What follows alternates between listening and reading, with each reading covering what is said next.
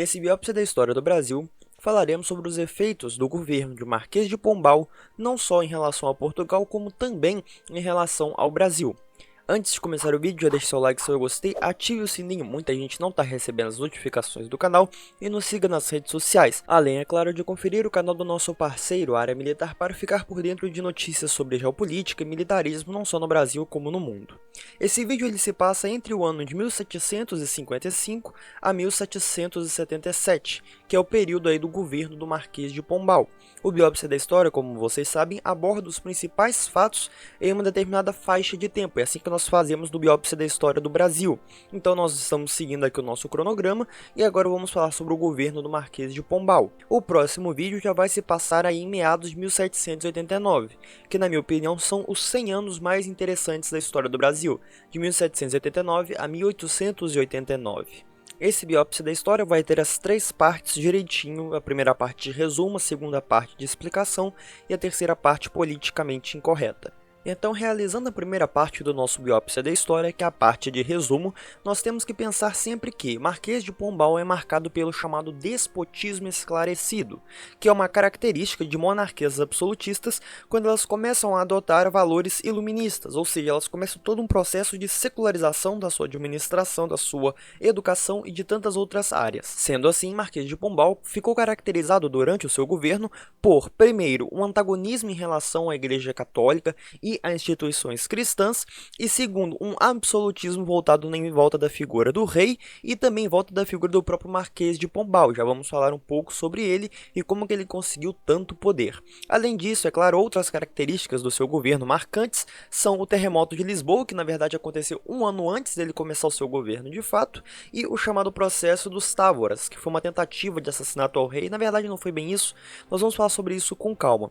Outra característica importante do governo do Marquês de Pombal, como consequência do processo dos Távoras, foi a expulsão da Ordem dos Jesuítas, não só de Portugal, como também de todos os domínios além-mar e por consequência do Brasil. E a terceira parte desse vídeo, a parte politicamente incorreta, vai abordar exatamente a expulsão dos jesuítas não só de Portugal como do Brasil e as consequências que isso acabou gerando no futuro do nosso país. Então, indo agora para a segunda parte, a parte que nós vamos explicar devagarinho tudo o que estava acontecendo durante esse período, nós temos que lembrar que Marquês de Pombal ele já era uma figura conhecida em Portugal antes mesmo de se tornar quase que um primeiro-ministro. Ele já tinha uma vida conhecida pública antes, ele já havia sido ministro do então rei José I, que era o rei que reinava naquele período, e ele também já havia sido embaixador na Inglaterra.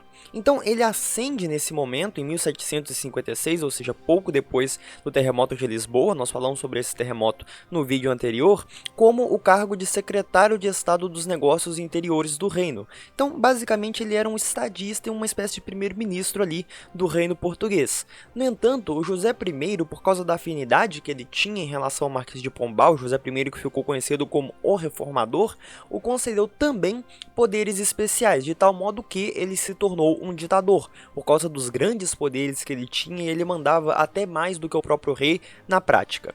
Então ele começa todo um período de despotismo esclarecido em Portugal, como nós já falamos, caracterizado, portanto, não apenas pela ascensão da figura do rei enquanto um poder estabelecido, ou seja, a nobreza e o clero, que eram outros dois poderes, entram em declínio e o rei começa a absorver cada vez mais poderes, mas também nós temos a introdução de valores iluministas e, por consequência, a secularização do governo português, que nós já falamos já nesse vídeo. Sendo assim, as principais características do despotismo esclarecido são, portanto, a secularização e a centralização, de modo que a educação, a administração e tantos outros setores agora ficariam em cargo direto do Estado e não mais da Igreja. Assim ele vai inaugurar, por exemplo, um período de censura. Ele cria a chamada Real Mesa Censória em 1768, que começava a fazer a vistoria dos livros e dos documentos publicados. Esse papel era um papel mais atribuído à Igreja antes, agora passa para as mãos do Estado. Não apenas isso, como também a própria Inquisição deixa de ser um órgão da Igreja Católica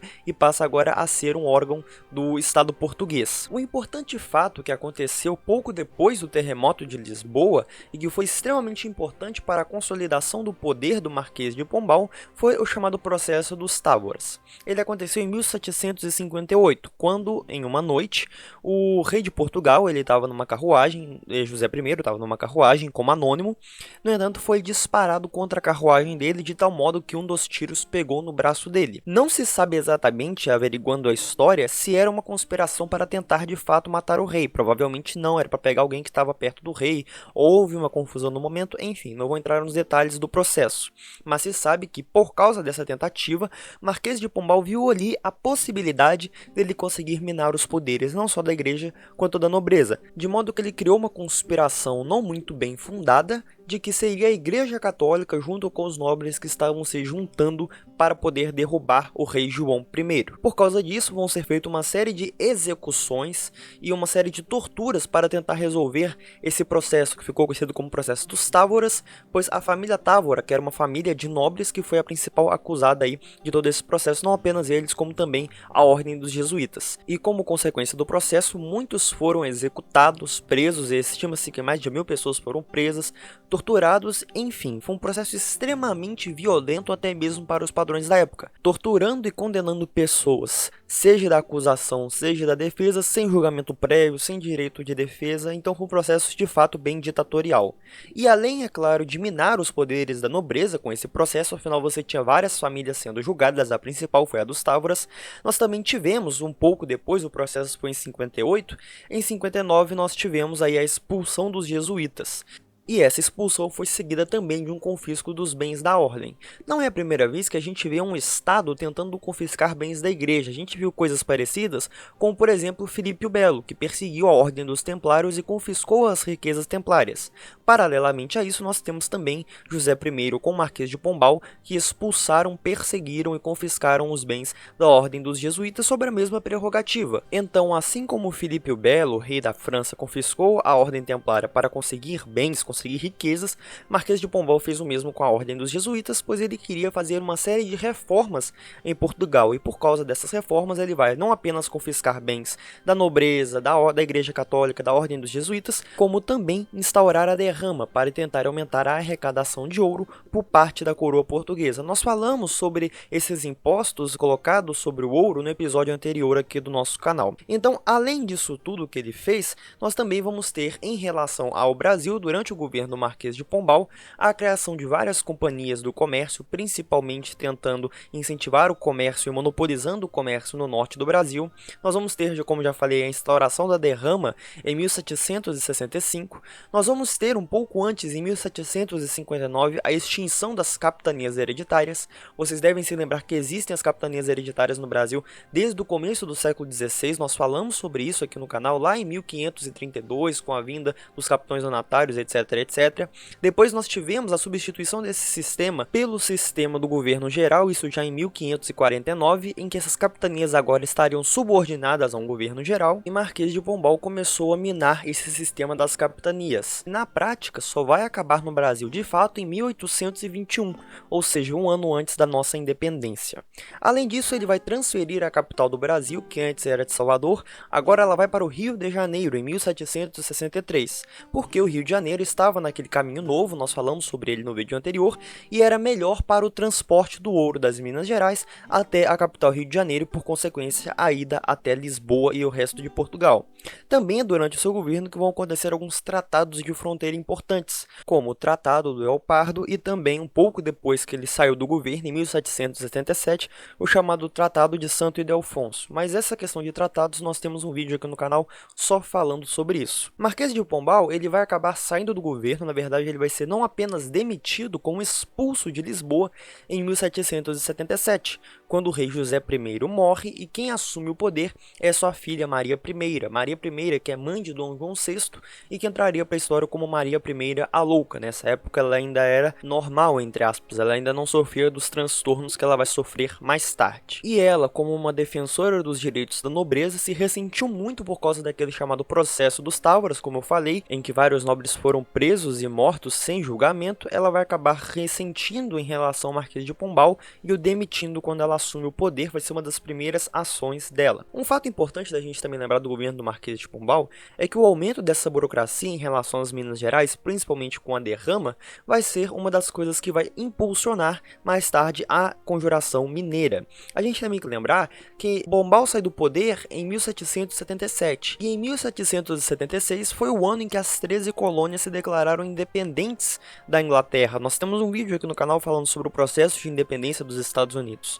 Ou seja, Pombal sai num período em que vai ser inaugurada uma série de revoltas, não mais que ficam contra governos locais ou contra ações locais, mas que ficam contra a própria coroa, as próprias metrópoles e que começam a reivindicar a independência e a autonomia local.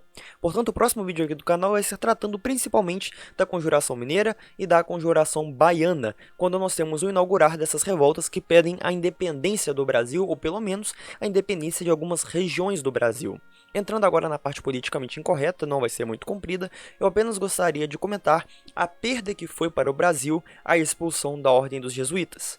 Os jesuítas eram os principais responsáveis não apenas pela assimilação cultural de vários povos, e não apenas os indígenas, como também pela educação desses povos e de muitos portugueses.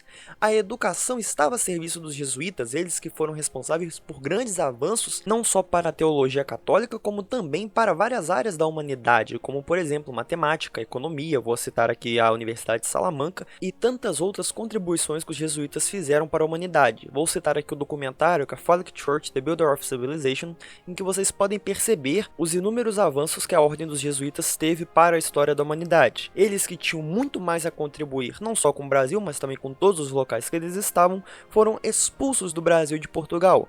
E sem sombra de dúvida, a expulsão dos jesuítas, ao meu ver, foi uma das grandes perdas, não só para o desenvolvimento da educação no Brasil, como da própria consciência intelectual, a criação de uma elite intelectual no nosso país. Mas por esse vídeo é isso, no próximo nós vamos falar sobre as conjurações mineira e baiana e vamos parar um pouco antes da chegada da família real ao Brasil.